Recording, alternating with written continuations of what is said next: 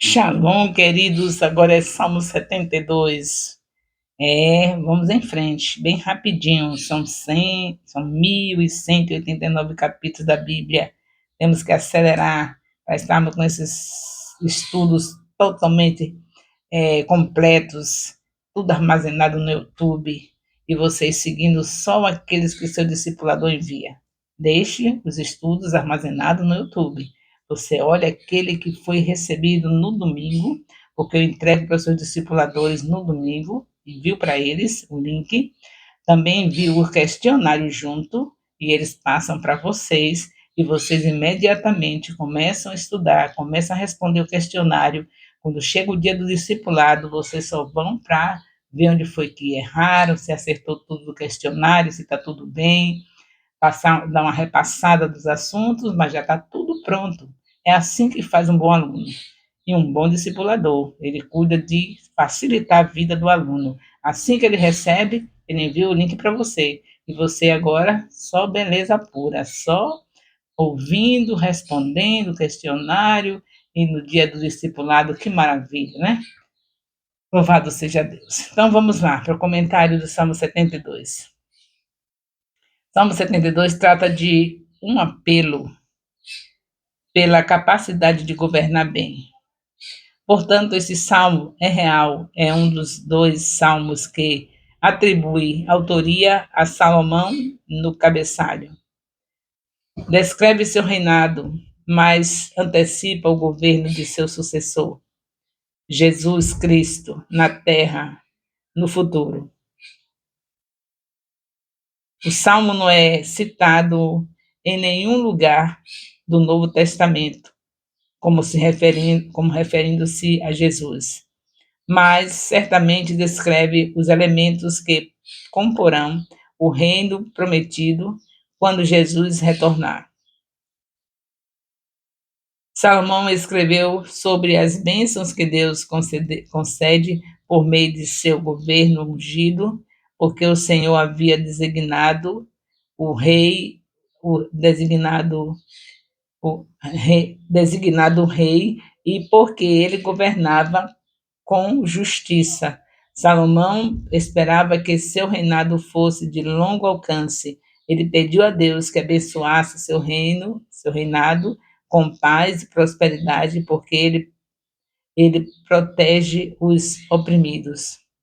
O salmo começa com uma oração pela realeza messiânica da dinastia de Davi. Salmo 72, de 1 a 2, também ajuda a mais conhecimento desse assunto. E termina com. O salmo começa com uma oração pela realeza messiânica da dinastia de Davi e termina com uma atribuição de louvor a atribuição de louvor à realeza universal do Senhor. Salmo 72, de 18 a 19. Oração para o rei, uma oração para a prosperidade e justiça associada com o governo, e uma oração para a extensão do governo. Esta oração pela capacidade de governar com justiça e retidão é semelhante ao pedido de sabedoria de Salomão, que ele expressou no início de seu reinado. 1 Reis 3:9. Suas referências às montanhas e colinas são provavelmente alusões metafóricas ao seu governo. Nós podemos ver Salmos 30, verso 7, Isaías 2:2, Isaías 41:15, Jeremias 51:25, Daniel 2:35. Tudo isso são assuntos que podem enriquecer o conhecimento desse salmo, aumentar mais nossa interpretação, ser bem melhor com esses textos bíblicos citados. Basta ler com paciência e saber que vai entrar no questionário, você vai ter que estar sabendo sobre esse salmo, essas referências bíblicas. Em Salmo 72:2, o antecedente de eles, a palavra, o que antecede a palavra eles, os oprimidos, de Salmo 72:4. Tu, refere-se a Deus. Então, nós vemos que esse salmo é um salmo onde Deus está mais uma vez aqui abençoando, no caso Salomão, trazendo esse conhecimento para nossas vidas em relação ao que ele fala sobre reino, sobre obediência. É um salmo que está nos ajudando também, não tem nada na Bíblia sem ser para a nossa edificação. Esse Salmo 72 também é para a nossa edificação. Os efeitos de um rei justo e íntegro, o tipo de pessoa que Salomão pediu a Deus para fazer dele, são benefícios para seu povo, quanto a chuva e a paz são para a paisagem. É tão importante ele pedir isso a Deus, para ser íntegro, de ser um rei que fosse legal para o seu povo, é importante. E aqui está se falando que é tão importante quanto a chuva é importante para a paisagem. Tem paisagem que não se alegre quando a chuva cai?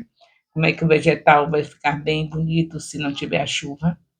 Então, assim também, como é que pode ser um povo abençoado sem um rei que seja, assim, dirigido por Deus, na sabedoria de Deus? Então, nós vemos também em Salmo 72, de 8 a 14, fala que não foi um sinal de egoísmo que Salomão pediu um domínio universal. Não foi por egoísmo. Ele queria realmente ser alguém que abençoasse o povo, no qual Deus colocou sobre o rei.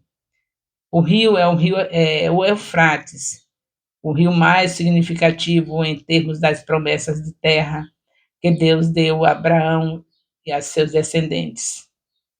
Tarsis provavelmente se refere a Tertussos, no sudoeste da Espanha, Seba, no moderno Leme, no sudeste da Arábia, e Seba, ao alto sul, Egito, Egito, que agora é o Sudão. Aqui só indo para o mapa, para comparar tudo isso, saber situar o que está acontecendo, para ficar situado, né? Saber onde está acontecendo, de acordo com o salmo que estamos estudando. Tudo tem um lugar, um tempo onde está acontecendo, e aqui nós estamos vendo essas referências. E a extensão não limite é a ideia transmitida. Extensão, não limite é a ideia transmitida. O mundo pertence a Deus, que ele possa conferir ao seu representante um domínio mundial, uma esperança a ser realizada somente no reino universal de Cristo. Então, tudo isso que é dito é para mostrar que tudo isso pertence a Deus, o mundo, mesmo ele estando governando, tendo como ungido o Senhor, mas tudo dependia de Deus, que é o dono de toda a terra, de todo o universo. Salomão queria um reino plano, amplo, para que pudesse estabelecer justiça e retidão em toda a terra. Então, multidões de pessoas se beneficiariam das maneiras que ele descreveu nesses versículos. Em troca de seu governo beneficente, o rei receberia a bênção do seu povo. Eles expressariam sua gratidão, trazendo-lhe riqueza. 1 Reis 10, 10. E orando por eles, como resultado de sua boa influência, suas terras gozariam de prosperidade, que Salomão comparou às colheitas abundantes, árvores favorecidas e cidadãos prósperos. Este versículo 16 e o Salmo como um todo mostra que o que chamamos de reino moral e reino da natureza formam um todo indivisível para os israelitas. Harmonia, mas também prosperidade no campo e no rebanho. Livro de Salmos, no campo e no rebanho. Nós sabemos que atrás de um rei terreno, Salomão viu o Senhor Deus. Se o louvor viesse a Salomão, ainda mais crédito deveria ir para o Deus de Israel, por permitir que o rei exercesse um reinado tão maravilhoso. Salomão reconheceu a soberania de Deus, apelando a ele para equipamento pessoal que ele precisava para governar com justiça. Ele também fez isso atribuindo a bênção ao Senhor aqui no final do Salmo. Essa bênção final é uma doxologia semelhante à que terminou o livro. Provavelmente os editores da coleção de Salmos colocaram o Salmo 72 aqui por causa dessa doxologia e porque todo o tema desse salmo é tão positivo, otimista e que honra a Deus. Então, este versículo foi provavelmente uma lição editorial, em vez de uma parte do Salmo 72. Visto em vista do que diz, pelo menos 18 salmos que se seguem a este eram de Davi. Salmo 101, 102, 108, 122, salmos que foram escritos por Davi. E nós vemos que pelo menos 18 salmos que se seguem a este eram de Davi. Salmo 72 e estes outros que se seguem, falando de Salomão. Consequentemente, este versículo pode ter encerrado uma edição anterior dos Salmos em vez da atual. No entanto, este versículo também separa os Salmos anteriores associados a Davi daqueles de Asaf que seguem imediatamente.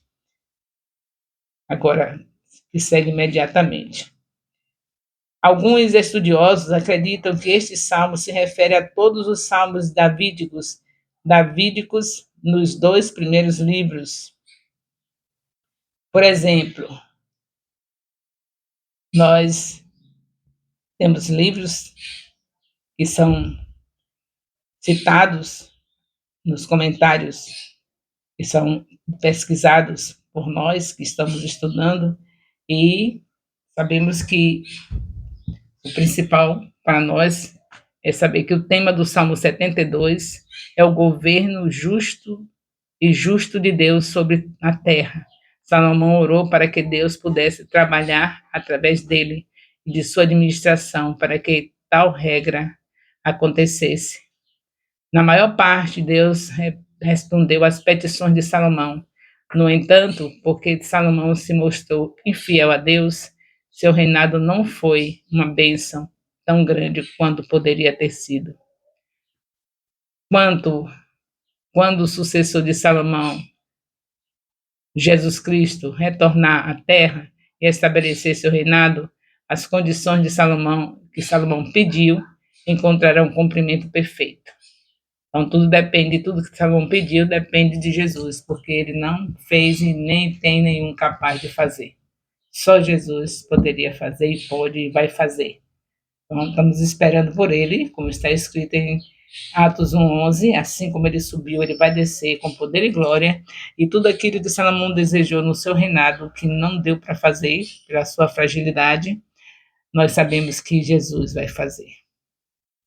O amor de Deus, nosso Pai, a graça salvadora do nosso Senhor Jesus Cristo, a comunhão do Espírito Santo, seja com todos os discipuladores e discípulos do Ministério Apostólico Internacional, Filhos de Jerusalém, desde agora e para sempre. Amém. Louvado seja Deus.